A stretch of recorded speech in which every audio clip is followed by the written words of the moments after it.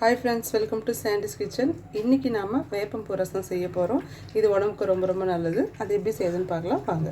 தேவையான பொருட்கள்: மிளகு, சீரகம், கடுகு உளுத்தம் பருப்பு, மஞ்சள் தூள், உப்பு, பெருங்காயம், தக்காளி, பூண்டு, காஞ்ச மிளகாய், பச்சை மிளகாய் ரெண்டும், ஊற வச்ச புளி, வேப்பம்பூ. இந்த வேப்பம்பூ உடம்புக்கு ரொம்ப நல்லது. ஸோ இன்னைக்கு வேப்பம்பூ வச்சு தான் ரசம் செய்ய போறோம் வாங்க.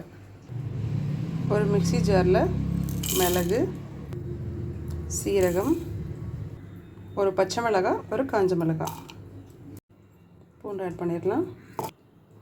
நம்ம கட் பண்ணி வச்சுருக்கிற டொமேட்டோஸ் ஆட் பண்ணிடலாம். இப்போது இதை கொரப்பாக அரைச்சி எடுத்துக்கணும். ஸ்டவ் ஆன் பண்ணிவிட்டு ஒரு பாத்திரம் வச்சுட்டு ஆயில் போட்டுக்கோங்க.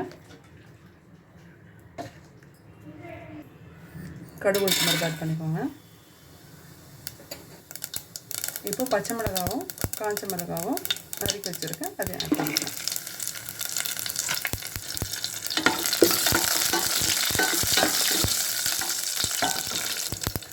இப்போ நம்ம அரைச்சி வச்சுருக்கோம் இல்லையா, அந்த பேஸ்ட்டை ஆட் பண்ணணும். இதுதான் ரசத்துக்கு ரொம்ப முக்கியமானது.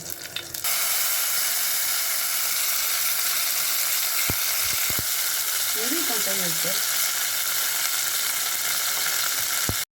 ஸோ நம்ம போட்டிருக்கிற மசாலா நல்லா வதக்கிக்கோங்க. பச்சை வாசனை போகிற வரைக்கும் வதக்கிக்கோங்க. இப்போ கொஞ்சம் மஞ்சள் பொடி ஆட் பண்ணிக்கலாம்.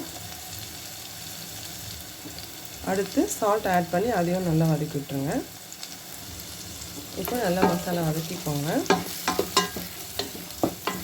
ராஸ்மல் போகிற வரைக்கும் வதக்கி விட்டுருங்க. அடுத்து நம்ம கரைச்சி வச்சுருக்கிற இந்த புளி தண்ணியும் ஆட் பண்ணிடலாம். நல்லா மிக்ஸ் பண்ணி விட்டுக்கோங்க. புளிப்பு உங்களுக்கு எவ்வளோ தேவையோ அதுக்கேற்ற மாதிரி தண்ணி மிக்ஸ் பண்ணிக்கோங்க. ஃபைனலாக நம்ம வச்சுருக்கிற இந்த வேப்பம்பூவும் ஆட் பண்ணிடலாம்.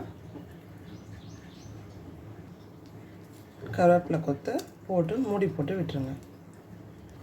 ஸோ மூடி போட்டு விட்டுருங்க. ரசம் நிறைய கொதிக்கக்கூடாது. லேசாக நுர வரும்போது இந்த பெருங்காயம் போட்டு மூடி போட்டுருங்க. ஸோ பார்த்தீங்கன்னா லேசாக நுர வர ஆரம்பிச்சிருச்சு. இப்போ மூடி போட்டு ஆஃப் பண்ணிடலாம். அவ்வளோதான், ஹெல்தியான வேப்பம்பூ ரசம் ரெடிங்க. வாங்க டேஸ்ட் பண்ணி பார்த்துடலாம் எப்படி இருக்குன்னு. ஃப்ரெண்ட்ஸ், வேப்பம்பூ ரசம் ரெடி.